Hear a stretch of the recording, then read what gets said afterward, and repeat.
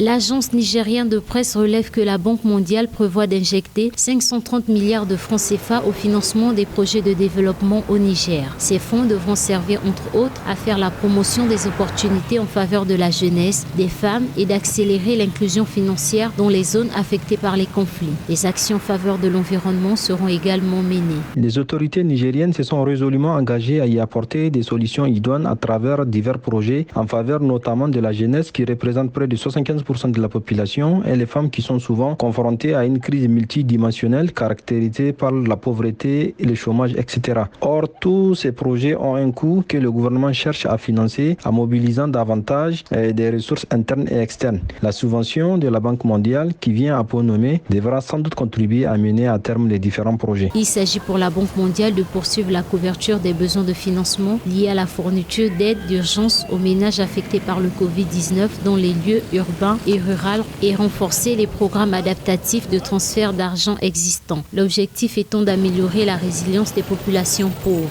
Même si le niveau de corruption reste élevé dans le pays, nul doute que cette subvention sera utilisée à bon escient en finançant une partie des projets puisqu'ils sont nombreux et nécessitent des moyens financiers colossaux qu'il faudra continuer à mobiliser. Un vrai challenge quand on sait que ces projets sont de nature à stimuler la croissance économique, réduire la pauvreté et améliorer la vie des plus démunis. Une partie de la somme que l'institution de Bretton Woods s'apprête à débloquer pour le Niger devra servir à améliorer le trafic de la zone Zinder-Agadez à travers notamment la réhabilitation du tronçon Taout-Tigidi, mais également la maintenance de la totalité de ce tronçon. La réhabilitation du tronçon permettra de booster le commerce entre les régions sud et nord du Niger.